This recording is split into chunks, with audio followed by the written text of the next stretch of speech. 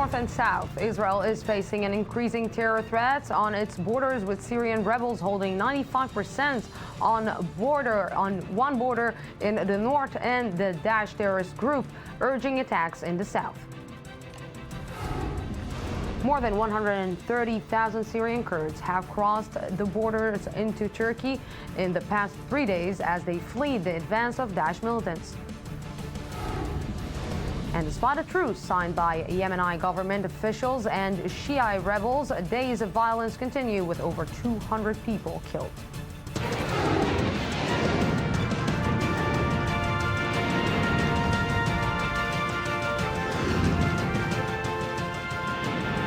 The News Today with Lucy Aharish. Good evening. Tonight, a closer look at the bleak regional picture of terror around Israel's border. In the south, past the Egyptian border in Sinai, Daesh, or the Islamic State organization, today called on insurgents to attack Egyptian security forces and adopt their brutal tactic of beheadings.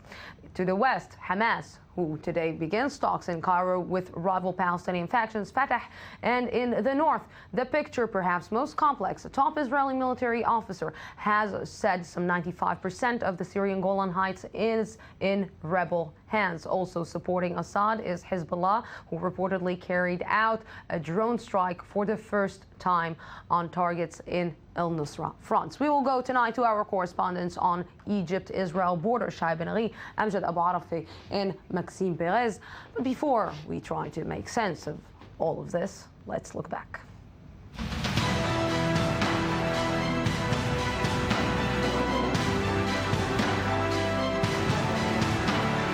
امضوا على هذا المنهج فهذا هو الطريق السديد.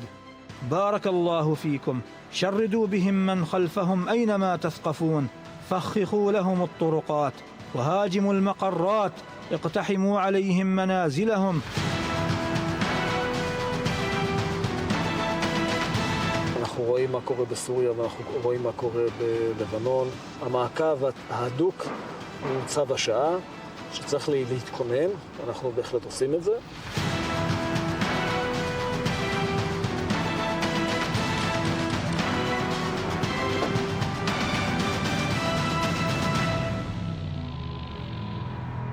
And with me tonight on set is former Israeli ambassador to Egypt, Yitzhak Lebanon. Ambassador Lebanon, thank you very much for coming. Good evening, Lucy. And also Dr. Amichai Magan, senior researcher at the International Institute for Counterterrorism. Good evening, thank you very much for coming. So, gentlemen, we're talking about Hezbollah, we're talking about Hamas, we're talking about ISIS, we're talking Daesh, which is the Daesh organization. We're talking about a lot of threats surrounding Israel. What is the biggest threat right now? Well, we're certainly talking about a lot of actors, right? And the situation is very fluid. I'm reminded a little bit of the famous Charles Dickens sentence, it was the best of times, it was the worst of times. Mm-hmm. For Israel, in a sense, it's the best of times in the sense that the most serious, immediate, conventional threats to Israel have actually been diminished. If we look at the Syrian army, it doesn't pose a threat to Israel today. If we look at the Egyptian army, it doesn't pose a threat to Israel today in the way that it did in the 1960s or 70s or 80s. But we have this cascade of state failure. We have a growing inability of states to control their borders, to control their territory. And we have this mushrooming of a variety of non-state actors that are filling in the vacuum, and they're creating a lot of noise. Whether they're, how serious these dangers are is something that we really need to look at these things actor by actor, arena by arena, to get a sense of what is most dangerous. If we're in the business of threat assessment, then we have to remember that any terrorist threat is really the combination of two factors. One is motivation. How badly do they want to hurt us? What are they prepared to sacrifice in order to hurt us? And the second is capacity.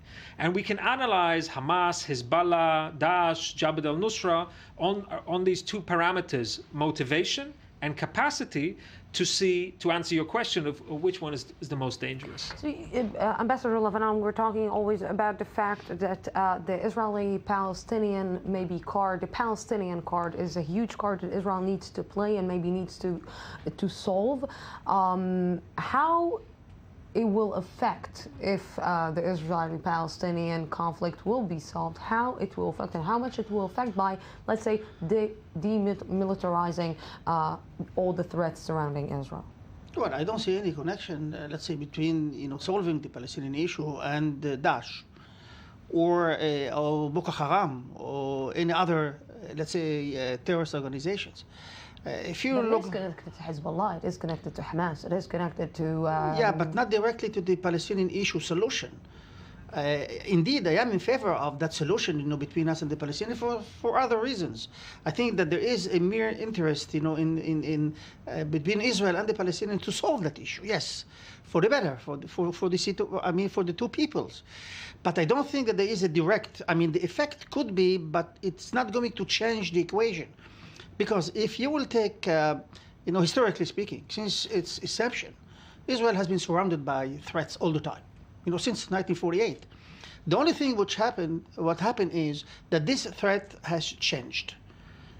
We don't see any more, let's say, state menace or threat towards the state of Israel, like from Egypt or Jordan or Syria, because Syria is disintegrated, Iraq is on the way to be fragmented, and we have a new element, and those elements, the failed state or the non-actors, or we call it the terrorist organizations, which is something new that we don't see it. And the third thing and the third change is that with these people, with these organizations, Israel is not at the center anymore. It is part of this, but there is other things that are at the center. So we have to take all the picture together, and as the military say, to watch it closely and to see what happens. So let's look at the entire picture, more on the regional picture from I-24 News correspondent Nelly Gochenberg.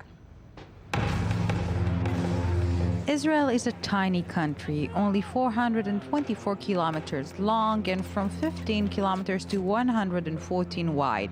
But the amount of threats surrounding it from all over is enormous. And with terror groups all over the region gaining power, Israel is a clear target. Sworn to destroy Israel, the shady terrorist organization maintains a standing force of thousands of trained terrorists. For the first time, Hezbollah employed UAVs to bomb an enemy position. The organization struck the Al-Qaeda-affiliated Jabhat al-Nusra positions on the outskirts of Arsal in Syria. Syria has been highly unstable over the last few years, and a growing presence of many different armed groups has gathered near the Israeli frontier. According to IDF sources, about 95% of the area along the Israel-Syria border, except the Hemon mountain, is dominated by rebel groups, with the main one being Jabhat al-Nusra. Daesh is not here, but there are many other organizations in the area. Yet the general assumption is that everything changes, and the reality here changes every single day. Tunnels, rockets, and a determined agenda to destroy Israel. Only recently in Operation Protective Edge, Hamas proved yet again it has the ability to harm Israel, and it seems like the end is not even near. The instability in the Sinai Peninsula keeps the Israeli forces on high alert, especially now with the spreading threat from Daesh or the Islamic State. These extremists are urging militants in Egypt's Sinai Peninsula to continue beheadings and attacks against security forces. Let us not forget, before ending, to praise our brothers fighting in Sinai. They have given hope in Egypt, and good news has loomed in Egypt with their blessed operations against the guards of the Jews, the soldiers of Sisi, the new pharaoh of Egypt. Attack their bases, raid their homes, cut off their heads. Do not let them feel secure. Hunt them wherever they may be. Turn their life into fear and hell.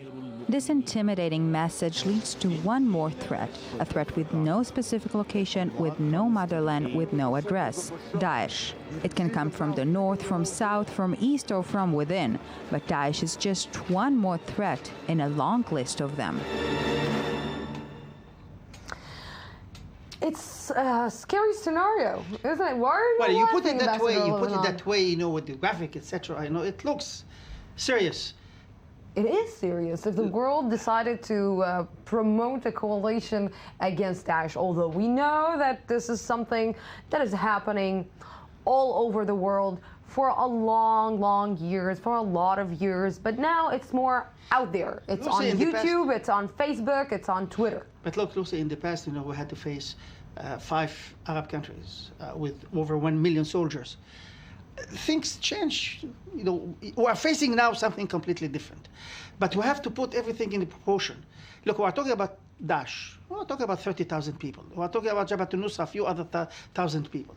I think that in terms of strategy, in terms of strength of a country or a might of a country like Israel, we can deal when we will reach that situation. The problem now is that you have to watch it closely to see that this will not come into our borders. We have enough. We have in Sinai, for instance, Ansar Beit al-Maqdis. I think that in this plateau we spoke, about this several times, and I mentioned that they are imitating Daesh by beheading or decapitating the head of several people, already 10 or 12 people, Egyptians. So they're doing, what Daesh is doing elsewhere. And this is a danger. We have Jabhat al-Nusra, who is close to Israel, but Jabhat al-Nusra has a different objective now.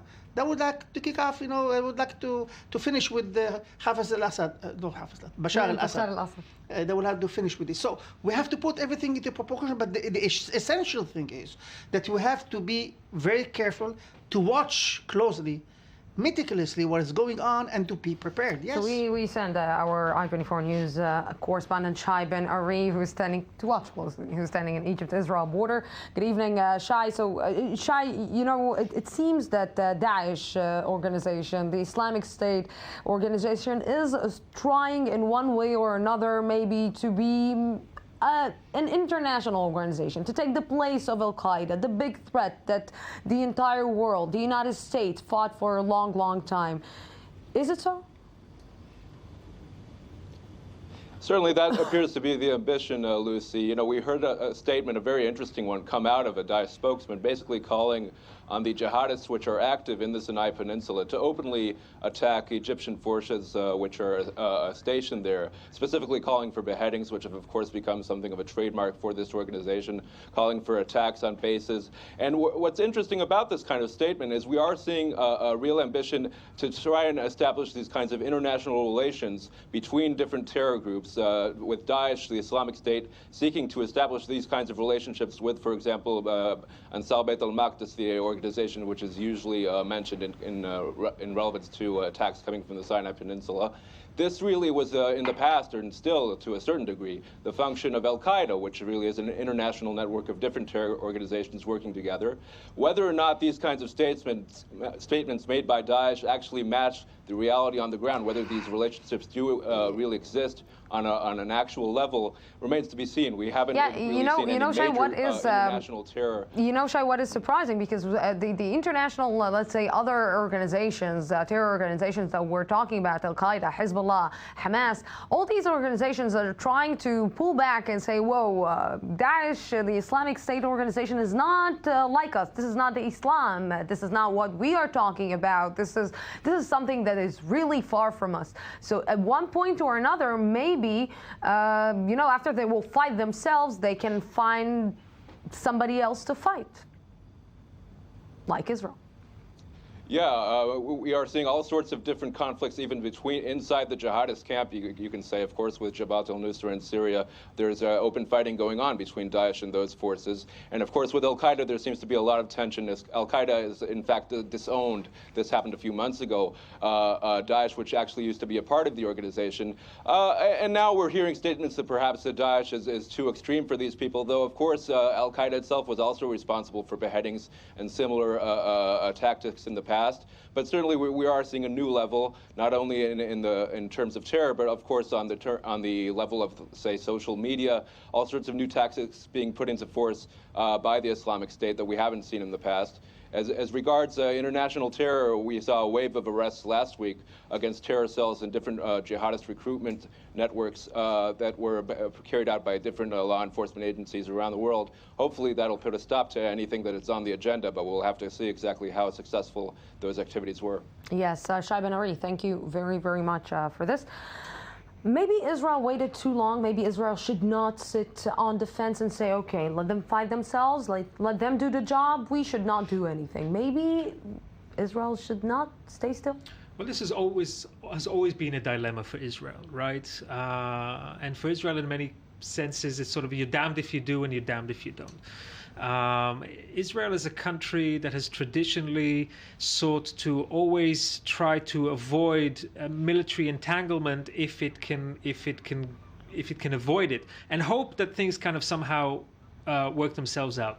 Sometimes it works for Israel, and sometimes it doesn't. I think that the basic posture that Israel has taken really since the advent of the Arab Spring almost 4 years ago, of, I would call it defensive realism, of really trying to insulate the Israeli people and the Israeli economy from the storm that's happening around us, and try to avoid entanglement in the north, in the east, in the south, has on the whole, it hasn't been perfect, but on the whole, it's proven itself to be quite a successful strategy. And the strategy that says, let us be very vigilant, let us gather intelligence, let us be ready to use forces when we need to, but not get ourselves embroiled in things that we don't need to get ourselves embroiled right now. That has worked out pretty well for Israel. Yeah, but when Prime Minister Benjamin Netanyahu was in one way or another pulling on the girls here and saying that Daesh is Hamas, Hamas is Daesh, Daesh is Hezbollah, Hezbollah is Al-Qaeda, Al-Qaeda. Maybe he should not say, maybe he should say, let them deal with it. We're fighting our fights. If they're shooting at us, we will shoot. We're dealing right now with Hamas. If we will need to deal... Why to do this comparison? Lucy, our fight, Israel's fight, is, and it has been the politics, the policy of Israel since long time, at least as far as I remember. Whenever there is a direct danger to the state of Israel, we react. Otherwise, we don't have to interfere in the affairs of the others, because we don't want to be, as Dr. Magen said, entangled with things which we don't want to be there. So whenever there is a danger, and Hezbollah is a danger, Iran is a danger, Jabhat al-Nusra is a danger, Hamas is a danger, so we react. But when you have Boko Haram, okay, we are following what's going on with Boko Haram, but we are not going to fly to Nigeria to do something because we have to do something. So there is a clear-cut policy of Israel since a long time. If there is a clear danger to the population, to the residents of the State of Israel, or the population of Israel, or to the State of Israel, or the interest of the State of Israel, Israel will be ready to react. And this is what we did in Gaza, by the way. I'm trying to understand right now if we're going back to Gaza and we're going back to Operation Protective Edge. Israel acted in a certain way. It was more clear this time, more direct. It was even maybe on the edge of doing an operation, a surgery. Is this maybe the way, maybe at the end of the day, we saw that Israel's strategy is to keep Hamas there, is to keep this Daesh, Hamas controlling the Gaza Strip.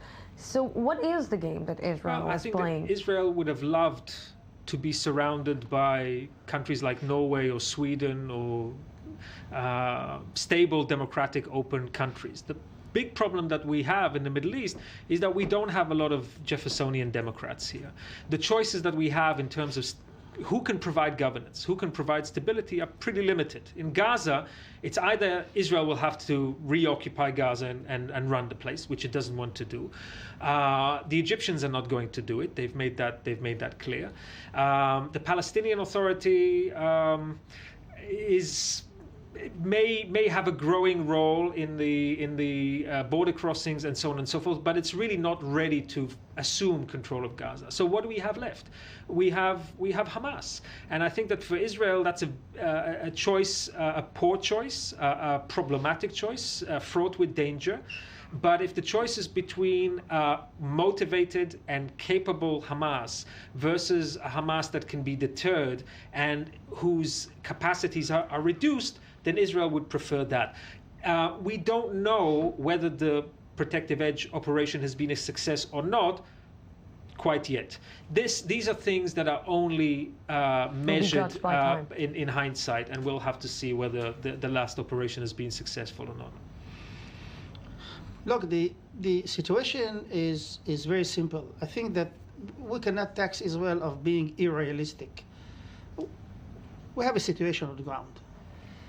our let's say military and our politicians and our analysts, they reached the conclusion that at this stage, we don't see that the Palestinian Authority is able or had the capacity, let's say, to take over Gaza in a way that they will control the strip of Gaza. I mean, this is the reality on the ground. So Israel says, wait, if I don't have that possibility, what is left for me? I have two possibilities: whether Hamas will remain as, I will call it, quote unquote, the controller of the strip, and the one who takes tickets, he pay, taxes, and he do the sewage and electricity and education, or there will be a vacuum. In that vacuum, I don't know who's going to come instead of this. By the way, I don't share that analysis. This is the best ground for terror organizations. Look, personally, I don't share it, but I'm explaining what the Israeli official, let's say, analysis. They say, I don't know who is coming after Hamas. If Hamas, I will destroy Hamas. So it's better, maybe, in that situation. Better the devil you know. Better than the devil I know than the devil I don't know, and I keep Hamas. Well, and let's talk about this new, let's say, drone. Military way that Hezbollah decided that it's going to be. It's a new step that Hezbollah right now is facing or dealing with. Absolutely. I think this reminds us of something that it's very important for us to bear in mind. And that is there is innovation on Israel's side, there is an innovation on the side of Western militaries, but there's also an innovation on the other side. And we mustn't remember, and we mustn't be complacent about the ability, especially of highly hierarchical, organized, disciplined, and well-funded terrorist organizations like Hezbollah to evolve and develop new threats. And that is something that, again, I believe that Israel is very vigilant about. I don't think today's drone strike came as a surprise. We've seen Hezbollah experiment with these technologies in the past, but it reminds us that there's a learning curve on the other side as well. And more than a learning curve, every time when the Syrian, let's say, crisis started, everyone said, okay, everyone should support the rebels. Everyone should give the rebels the support that they need because they need to topple Bashar al-Assad. But it seems that for the region, it's not good to topple Bashar al-Assad. It seems that the rebels had some kind of alliance with Daesh, and it seems that the region is speaking and someone is not reading the map in the correct way. I think the United States is confused. And they're confused because the basic instinct of the United States is to preserve stability, to work with actors that can ensure control of territory and borders. But when they're confronted with the situation where you have the leader of a very important Arab state in the Middle East, Syria, using chemical weapons on his own population, that creates great confusion. And I think that the uncertainty and the lack of a strategic coherence on the part of the United States stems from a clash of these competing interests. Can you expect stability from a region that is not stable? We had it in the past. When? What do you mean? We had this situation in the Middle East. Since 48 to 67, we have seen a lot of coup d'etat surrounding Israel, and Israel was the island of stability.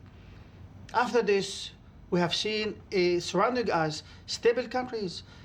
Libya, Gaddafi was for 40 years, Mubarak for 30 years, Bashar al-Assad for 40 years. And we have seen, let's say, a kind of stability in this regime, autocratic regime, yes. Autocratic dictatorship, but it was stable around us. We have seen it. Now, this is the Arab Spring. I think, Lucy, that there is a key historical difference, if I may, just one sentence. Before 1945, we lived in an age of empire. If you were weak, if you did not control your territory, somebody would come in and would swallow you up, right? That world disappeared with the end of the Second World War and the establishment of the United Nations. And we lived through a period of time where there was an attempt to establish sovereign, stable nation states in the Middle East.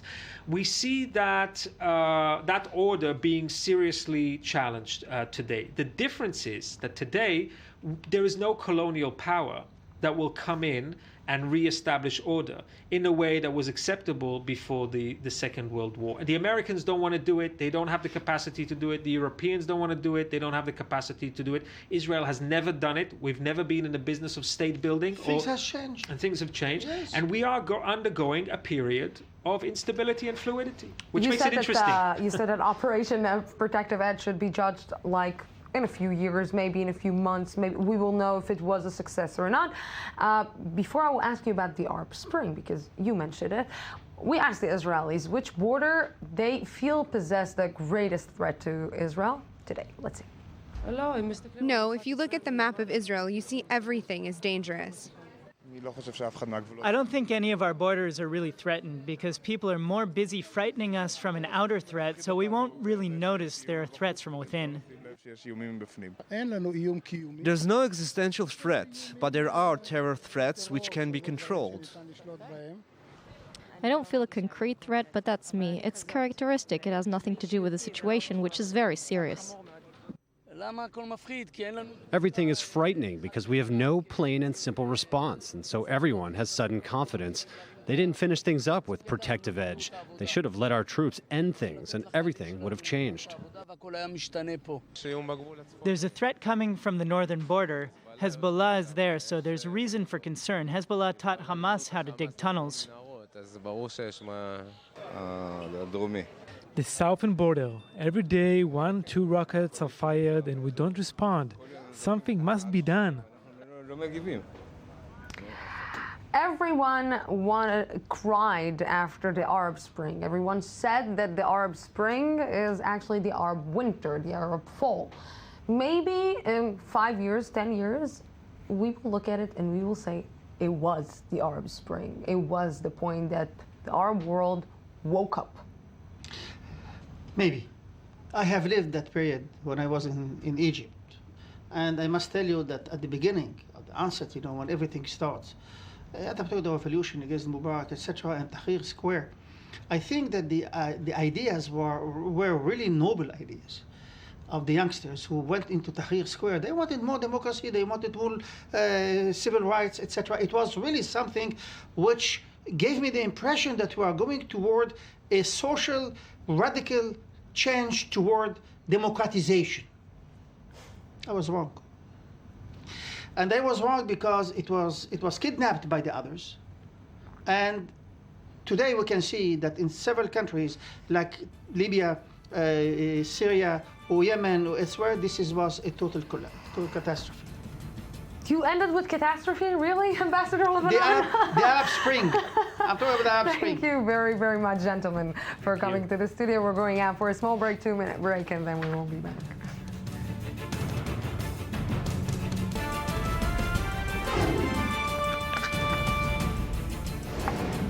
North and south, Israel is facing an increasing terror threat on its borders, with Syrian rebels holding 95% of one border in the north and the Daesh organization group urging attacks in the south.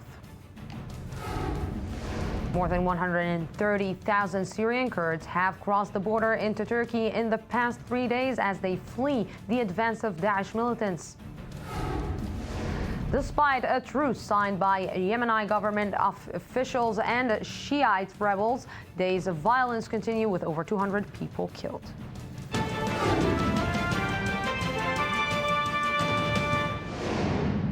Welcome back. The refugee crisis along the Syria-Turkey border is going from bad to worse as the number of Kurdish refugees that have crossed the border into Turkey in recent days has now topped 130,000 people. The massive influx has caused the Turks to close many of the crossing points, even as reports of atrocities continue to flow from within Syria. I-24 News reporter Shai Ben-Ari has more.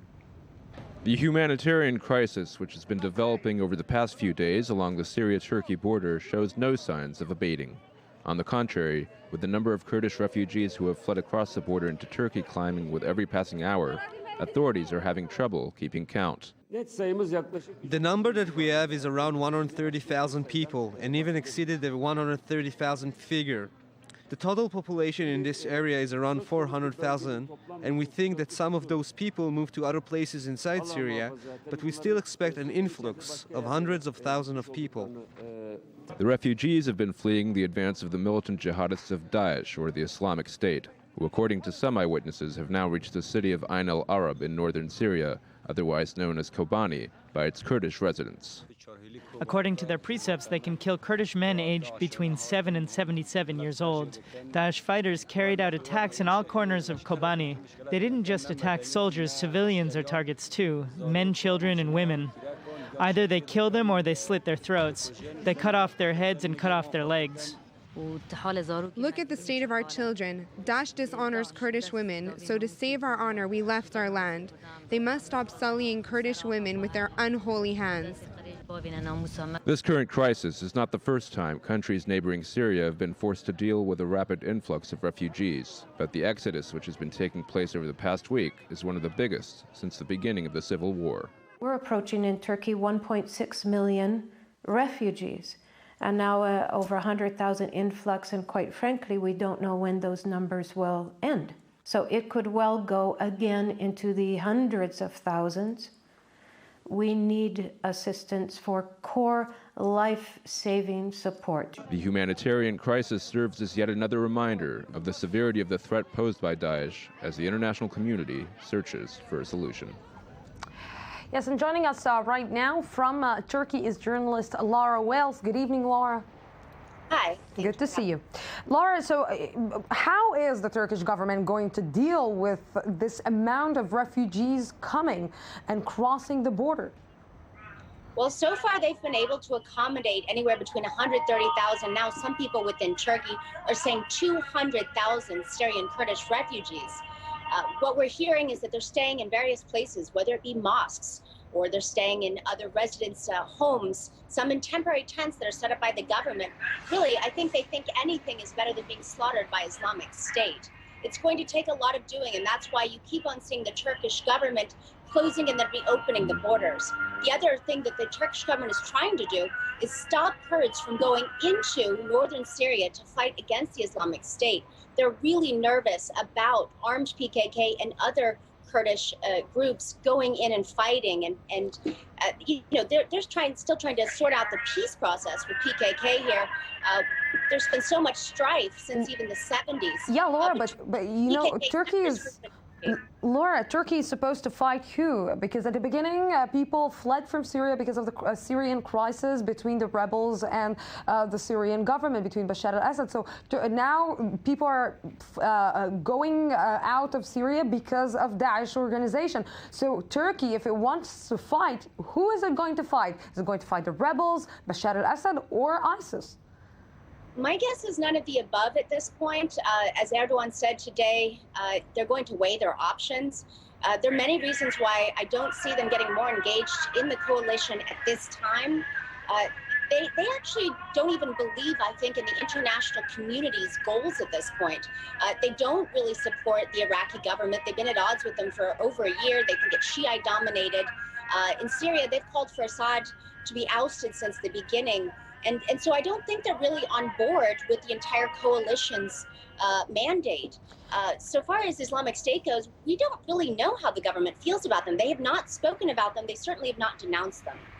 You know, the people on the street, they know that the refugees eventually become part of a country and are going to affect the economy, are going to affect the way that they're going to live in their country, because some funds will go there. How do the Turks feel about this current situation? Well, it depends on who you ask. A lot of people are very proud that Turkey has given so much, over $3 billion, hosting at least 1.6 million Syrian refugees. But others are resentful. They say that they're taking over parts of their communities, that they're taking jobs. A lot of people are resentful in Turkey that the Syrians automatically get a few things such as healthcare, such as shelter, such as some food, or at least some of the Syrian refugees have. So there is some jealousy, and this is not a country that has ever really experienced a lot of immigration. They've experienced immigration, but not really immigration. So there is a bit of xenophobia in the air. Laura Wells, always a pleasure. Thank you very much for this. Thank you. And we're moving to Iran. Iranian President Hassan Rouhani made an interesting remark on the fight against the Islamic militant group Daesh, saying his country is ready to help fight terrorism. As the high-level meeting began at the UN General Assembly and the nuclear watchdog launches its own assembly, questions on Iran's status are rising once again. I-24 News reporter Uri Shapira has more. Iran, a new power against terrorism. Iran's President Hassan Rouhani has reaffirmed his country's support for oppressed nations in the Middle East. Iran has always reached out to the oppressed and will continue to do so. Terrorists will be dealt with. People of the region will withstand terrorism and terrorist operations. Armed forces and the government of Iran will go to their help in their fight against terrorism. Iran has recently made efforts to become involved in the war against the jihadist group Daesh. Heading to the UN General Assembly this week, Foreign Minister Mohammad Zarif held a series of discussions with top officials. On Sunday, he met U.S. Secretary of State John Kerry, as well as his Saudi counterpart Prince Saeed Al Faisal, in what they described as the opening of a new chapter in the ties of the two nations. Meanwhile, the annual assembly of the UN nuclear watchdog, the International Atomic Energy Agency, has opened in Vienna. Iran has implemented a number of practical measures as planned. It is very important that Iran continues to implement in a timely manner all practical measures agreed under the framework for cooperation, and that it proposes new measures that we can agree upon for the next step. Despite all that, some leaders are still suspicious regarding Iran's intentions. Israeli Prime Minister Benjamin Netanyahu urged the West not to add Iran to the coalition against Daesh. But they are fighting IS out of their own interest. They are fighting IS because they are in a power struggle over who will rule the Islamist world that they want to force on the entire world. With a new and difficult enemy, Iran, which was accused of funding terror groups in the past, is now considered by many to be a legitimate ally. The coming days may point to which direction the Western countries will go. And with me right now via Skype is Iranian politics analyst Meir Javed Anfar. Meir, good evening. Good evening, Lucy. So, Mohammad Javad Zarif met in the last 24 hours with the two arch rivals, Iran and the U.S. Anything constructive came out of those meetings? Well, it turns out, I just read a report that the Americans have said they're not going to cooperate with Iran over ISIS in return for nuclear concessions. So there may be some, there is definitely communication between the two, but the Americans do not seem to be interested in giving up to become more flexible over Iran's nuclear program because in return for help regarding Daesh. And regarding Saudi Arabia, that's something a little bit more interesting. It is possible, and I emphasize the word possible, that Foreign Minister of Iran, Mr. Javad Zarif, may go to Saudi Arabia for a visit. I think that really depends on the internal dynamics of Iranian politics, but if he gets his way, I think that would be a significant step. It is a big thing because we are talking about the United States and we are talking about Saudi Arabia, and Iran is trying to come closer. Why is that, Mayor? For Saudi, well, it depends. In Iran, it's very important for the moderates to have good relations with Saudi Arabia, because they see when Iran was at the zenith of its power, the most influential times for Iran in the Middle East was when it had an entente, had an understanding with the Saudis that they didn't get into direct confrontation with each other, and that allowed Iran to actually expand its power in the Middle East, especially in Lebanon. But now, because of the security establishments is more involved, the Iranian conservatives don't trust the Saudis. So we have to see. This is much more about the domestic Iranian politics.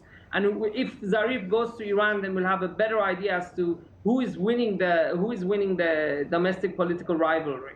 Mayor, last night we sat down in the General Assembly and we heard the speeches of Hassan Rouhani, and we talked about the charm offensive. What should we expect this year? Should we expect another charm offensive version 2? Well, it's difficult not to be charming after Mahmoud Ahmadinejad, to be quite but I think President Rouhani is not going to find the same receptive audience.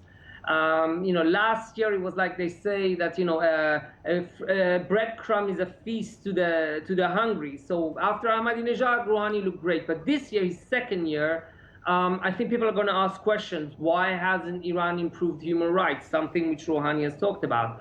Why hasn't Iran given more freedom of speech? Why is Iran still not cooperating when it comes to a number of issues in the Middle East? So I think this year there's going to be more questions regarding President Rouhani and more doubts than last year. I have one more question for Iran. How come Iran wants to fight ISIS and is violating human rights there by killing and executing people? Mayor Javed Anfar, thank you very much for this. Thank you, Lucy. Thank you.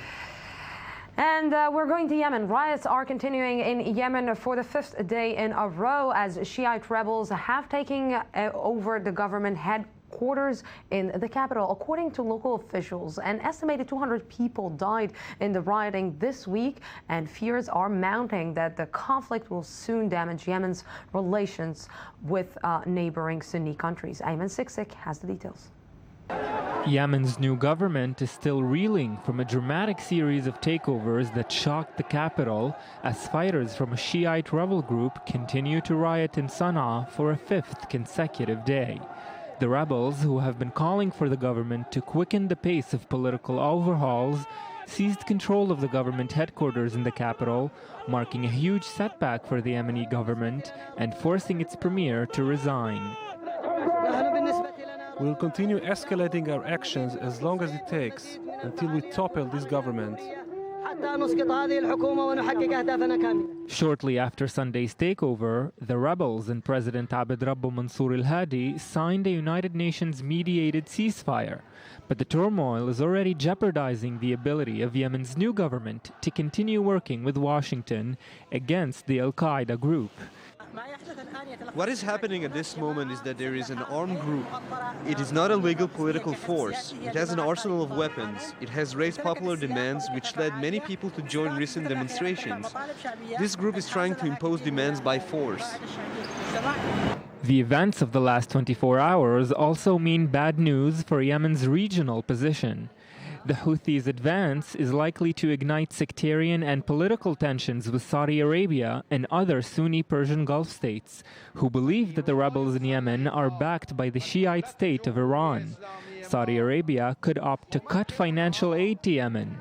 But even a minor reduction in financial aid to the country could worsen social unrest, as poverty, one of the main fuels of the current revolution, is already affecting 54% of Yemenis.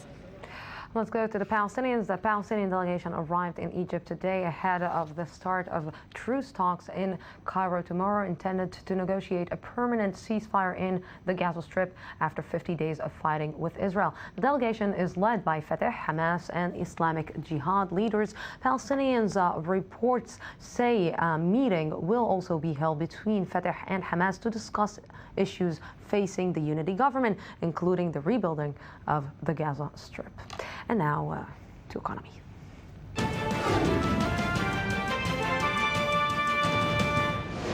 And with me right now from the I-24 News Economy Magazine is Daniel Roth. Good evening. Evening. How's it going? All good. So, Daniel, let's talk about the G20. Everyone's talking about the General Assembly. We want to talk a little bit about the G20. Yeah. Finance Summit. What should we expect from it tonight?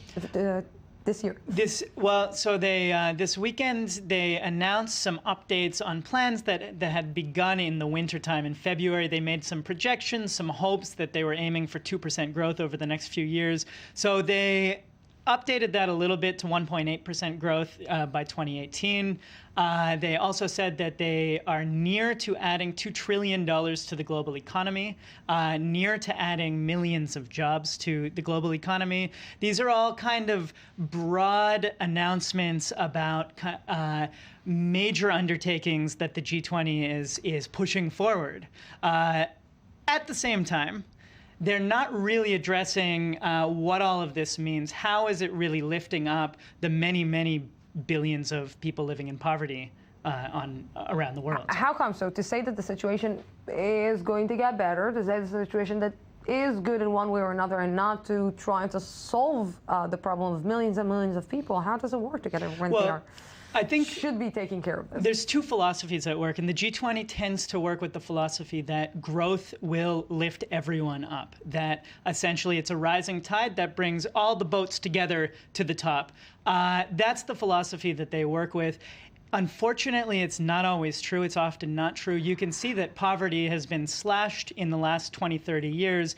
But at the same time, it's been concentrated in what we can call ghettos around the world. You know, I heard this philosophy from the Israeli finance minister, Yair Lapid, that was very happy from the situation Israel is in right now, let's say, according to the international community. Right. It's a philosophy that, it's a neoliberal philosophy that sees infinite growth as a possible model for economic sustainability. The problem is that we live on a finite planet, which means that infinite growth is from the outset a mistake. And the kinds of systems that they need to set up, the kinds of systems they're not really talking about in the G20 are the systems that take all of these growth projections and really look at how the wealth is being distributed so that the people who are living on less than $1.25 a day, which is already extreme number, below that is considered to be extreme poverty. How can those people be lifted up to even just $10 a day, $20 a day? Face reality, I think. Right. This is what they need to do. I know, Roth, thank you very much for this. And we're going to Hong Kong. Around 13,000 students from 20 different universities came out to the streets on Hong Kong today in protest of the Chinese government's decision to limit nominees in the next city's elections. I-24 News reporter Shapira has the latest. Caught between their Chinese nationality and their desire to strengthen democracy, thousands of Hong Kong students gathered today to launch a week-long boycott of classes. Their main target, the Chinese government, which rejected open nominations for the 2017 election of the city's next chief executive. We are willing to pay the price for democracy. No one can take away people's entitled right. No one. Hong Kong returned to Chinese rule in 1997 after decades under British control.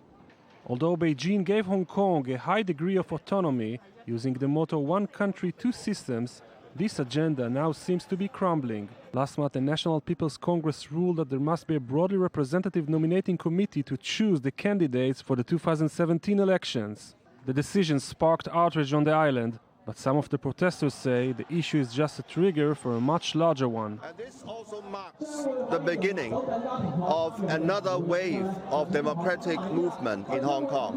So I want to be part of history. Only 3 days after the Scots voted no to independence from the UK, questions around nationality, self-determination and unity are still burning in many parts of the world.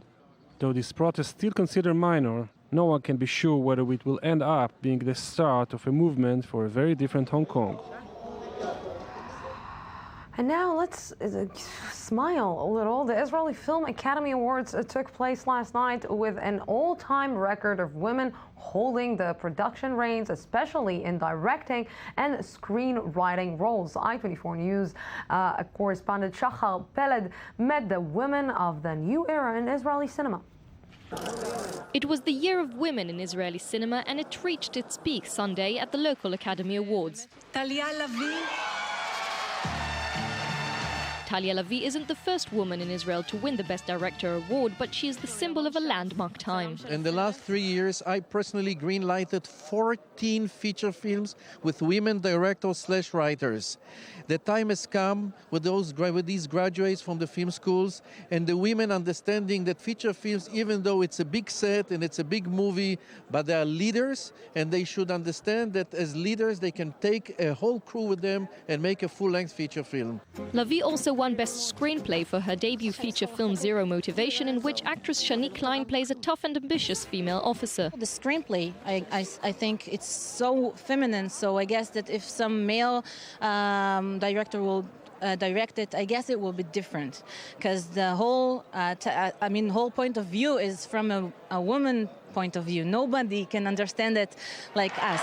Catherine Bigelow! In 1997, years before Catherine Bigelow became the first woman to win the Best Director Oscar, Israel awarded Julie Schlez with a prize.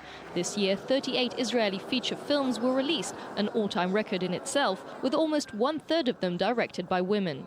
Veteran actress Heli Goldenberg, best known to Israeli audiences from the 1978 cult film The Band, Halehaka, points out the remarkable change. Halehaka was written by a woman and a man together, but he was the director. And then Sharon or Ellen Avi Nasher, they produced the movies together, but he was the director. And today, almost wherever you go, they write, they produce. Best Picture of the Year went to siblings Ronit and Shlomi Alkabetz for their feature Get, about a woman's struggle to divorce her husband. For many years, women have been fighting for their place and eventually managed to pave the way. Every year you see success in all aspects, and in the cinema it's wonderful because financing is made possible and women have room to express themselves. Longtime Israeli actress Hannah Azulay Asfari also decided this was the right time to move into the director's chair. It took me 20 years to believe that I can do it. It took me another 10 years to raise money. It means, in a way, the struggling of my character, it was the struggling of me being a director. Despite the challenges, the Israeli film industry is turning a new page and providing a stage for women in management as it hopes to become a model for the entire world. Yeah, this is not Hollywood. This is Israel. This is why we don't have like all the gowns and everything. How to go viral? This burning question occupies the minds of many YouTube creators who try to crack the code and have their video find fame. I-24 News reporter Uri Shapira met Lital Meisel and Adi Fimerman, whose cover video of the Pixies hit Hey got over 30 million views. 9 years later, they are trying to repeat their success. Sometimes dreams can come true. All you need is courage, a camera, and a little bit of Pixies dust. Adi Frimerman and Lital Meisel, two Israeli YouTube stars, managed to close the circle as they directed a clip to the famous rock band The Pixies 9 years after their first video broke records online. Hey! Been trying to meet you! In 2005, the two friends created one of the first YouTube lip-sync videos, a cover of their favorite band. It was really just for fun. We didn't know what's gonna happen. The clip became a web sensation with more than 30 million views, parodies and tributes, such as the one made by legendary director Kevin Smith. I was traveling in South America while all the mess was going around, and every time she would send me, we got 3 million hits and this and that, and I would come to the mail and read it. I'd be like, cool. 9 years later, the couple decided to meet the members of the successful indie band backstage while they toured in Tel Aviv. The Pixies' lead singer Frank Black recognized them and accepted their challenge to make a new video of one of their new songs, Ring a Bell. In recent years, YouTube has become a perfect platform for creators.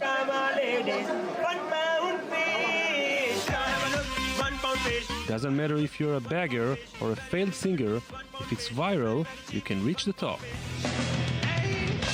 However, being pioneers in the field, Adi and Lital admit they did not make much profit from their YouTube success. I'm a waitress, but sometimes I do edit clips and videos. I work in an environmental office.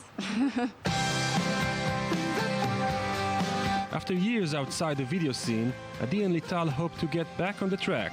Meanwhile, their main suggestion to those who want to create a viral video is to keep it real. How do you say "you rock" in Indian? Let's go to sports.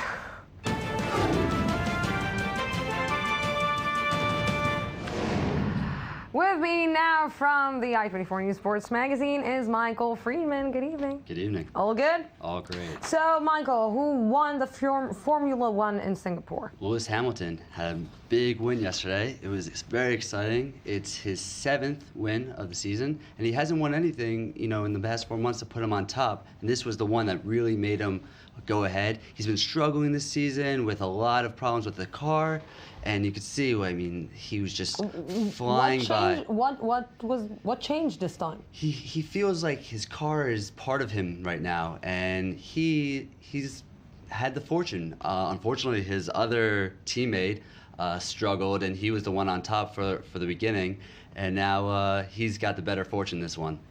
So, what's new with the Spanish league? Giants, Barcelona? Barcelona, big team, continuously winning. They are the top of the table. They won yesterday 5-0. 5-0? 5-0. It's just embarrassing. They played Levante, and they're the bottom table. They haven't won a game. They were no match. Neymar, Messi, all the big stars just scoring. It wasn't even fair. And Real Madrid won 8-2. Real Madrid, Barcelona. It's gonna be a great race. Since when football became basketball? High scoring matches. This isn't the norm. It's kind of a curse that started in the World Cup and just it's continuing. This last World Cup, we've had such high scoring games that we weren't used to it, and it's coming on to continue here. So let's finish with Frank Lampard.